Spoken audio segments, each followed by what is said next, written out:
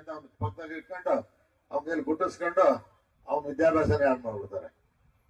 ಮತ್ತೆ ಇನ್ನ ನಿಮ್ ಸಮಾಜದಲ್ಲೂ ಅಷ್ಟೇ, ಯಾರ ತೋಟದ ಗೌಡ ಜಾಸ್ತಿ ತೋಟ ಇಟ್ಕೊಂಡಿದ್ರೆ ಕರ್ಕೊಂಡೋಗ್ಬಿಟ್ಟು ಸೇರಿಸ್ಬಿಡ್ತೀನಿ.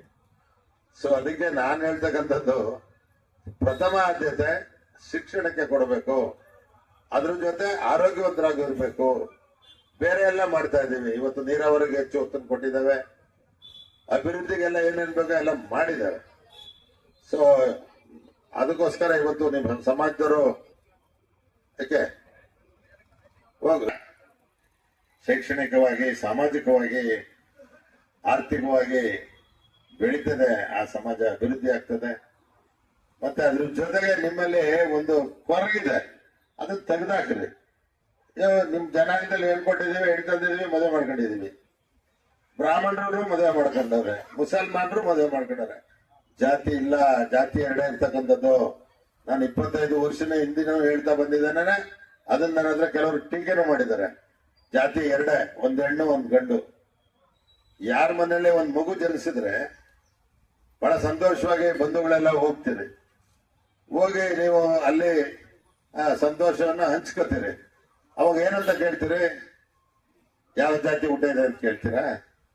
ಎಂತ ಮಗು, ಹೆಣ್ಮಗುನ ಗಂಡು ಮಗುನ ಅಂತ ಕೇಳ್ತೀರಿ. ಅದರಿಂದ ಜಾತಿ ನನ್ನ ಮೊನ್ನೆನೇ ಎಲ್ಲ ಭಾಷೆ ಮಾಡಿ, ಈ ಪಿಡುಗು ತೊಡಗದೇ ಇದ್ರೆ, ತೆಗೆದಾಗ್ತಾ ಇದ್ರೆ ಸಮಾಜ ಉದ್ಧಾರ ಆಗಲ್ಲ ಅಂತಕ್ಕಂಥ ದೃಷ್ಟಿಯಿಂದ ಇವತ್ತು ಇದೆಲ್ಲ ಹೋಗ್ಬೇಕು ಅನ್ನೋದಾದ್ರೆ ಮೊದಲು ಮಾನವರಾಗ್ಬೇಕು, ಮತ್ತೆ ಅಕ್ಷರ ಉಳ್ಳವರಾಗ್ಬೇಕು, ಮತ್ತೆ ಆಸಕ್ತಿಯಿಂದ ಎಲ್ಲರನ್ನು ಪ್ರೀತಿಯಿಂದ ಕರ್ಕೊಂಡು ಹೋಗ್ತಕ್ಕಂಥ ಮನೋಭಾವ ಉಳ್ಳವರಾಗ್ಬೇಕು. ನಾನು ಹೇಳ್ತಾ ಇರ್ತೀನಿ ನಮ್ಮ ಮನೆಯಲ್ಲಿ, ಯಾವ ವ್ಯಕ್ತಿಗೆ ಮನೆ ಮತ್ತು ಮನಸ್ಸು ಮುಕ್ತವಾಗಿರ್ತದೋ ಆ ಸಮಾಜ ಅಭಿವೃದ್ಧಿ ಆಗ್ತದೆ.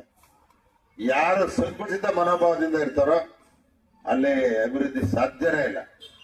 ಅದಕ್ಕೋಸ್ಕರ ನಾನು ನೇರವಾಗಿ ಮಾತಾಡ್ತಕ್ಕಂಥನು, ನೇರವಾಗಿ ಬೈತಕ್ಕಂಥನು, ಬೈಯೋದು ಬುದ್ಧಿ ಹೇಳೋದು ಒಳ್ಳೇದಕ್ಕೆ. ಇವನು ಬೈತೀನಿ, ಅವನಿಗೂ ಬೈತೀನಿ.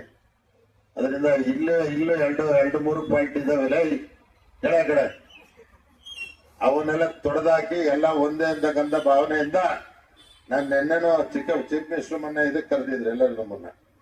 ಅಲ್ಲೂ ಸಹ ಹೇಳಿದ್ವಿ, ಅದ್ಯಾವುದೋ ಒಳ ಮೀಸಲಾತಿ, ಆ ಮೀಸಲಾತಿ ಮಾಚಿ ಗೊಂದಲ ತೆಗೆದಾಕ್ಬಿಡಿ, ಎಲ್ಲರಿಗೂ ಸಮಾನವಾದ ಹಕ್ಕು ಕೊಡಿ ಅಂತ. ಅದ್ರಲ್ಲಿ ಒಳ ಮೀಸಲಾತಿಲಿ ನಾನ್ ದೊಡ್ಡವನು ನೀನ್ ದೊಡ್ಡವನು ಅನ್ಬಾರ್ದು. ನಮ್ಮ ರಾಜೀವ್ ಗಾಂಧಿ ಅವರು ಬದುಕಿರ್ಬೇಕಾಗಿತ್ತು. ಅವ್ರು ಬದುಕಿದಾಗ ಒಂದು ಇದನ್ನ ತಂದ್ರು, ಆರ್ಥಿಕವಾಗಿ ಉಳಿದಿರ್ತಕ್ಕಂಥ ಎಲ್ಲ ಸಮಾಜದವರೆಗೂ ಪ್ರೋತ್ಸಾಹನ ಕೊಡಬೇಕು ಅಂತ ಹೇಳಿ ಒಂದು ಕಾಯ್ದೆಯನ್ನ ತರಲಿಕ್ಕೆ ಪ್ರಾರಂಭ ಮಾಡಿದ್ರು. ಅವರು ಈ ತರ ಅನಾಹುತ ಆಗೋದಕ್ಕೆ ಮುಂಚೆ ನಾನು ಪಾರ್ಲಿಮೆಂಟ್ ಅಲ್ಲಿ ಕೇಳಿದೆ, ಆರ್ಥಿಕವಾಗಿ ಯಾವ ಸಮಾಜ ಹಿಂದುಳಿದಿರ್ತದೆ, ಯಾವುದೇ ಜಾತಿ ಆಗಲಿ ಅದು, ಅವರು ಮತ್ತು ಜಿಲ್ಲಾ ಸಂಘಟನಾ ಸಂಚಾಲಕರಾದಂತ ಸಹೋದರರಾದಂತ ಲಕ್ಷ್ಮೀಕಾಂತ್ ಅವರೇ, ಸಿ.ಕೆ. ತಿಪ್ಪೇಸ್ವಾಮಿ ಅವರೇ, ಗಾಂಧಿರಾಜ್ ಅವರೇ, ಕೆ.ಬಲ್ ರಘು ಅವರೇ, ಹಾಗೆ ಸರ್ ತಮ್ಮ ಸುರೇಶ್ ಅವರೇ, ಈ ಠಾಣೆಯ ಸಬ್ ಇನ್ಸ್ಪೆಕ್ಟರ್ ಆದಂತ ರಾಜೇಶ್ ಅವರೇ, ಪಿಡಿಒ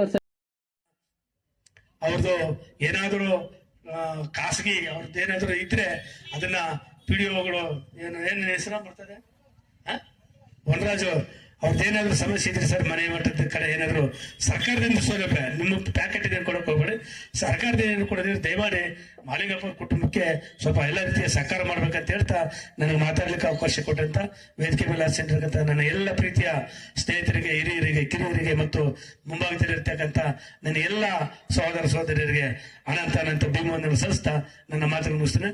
ಜೈ ಭೀಮ್, ಜೈ ಕೃಷ್ಣಪ್ಪ.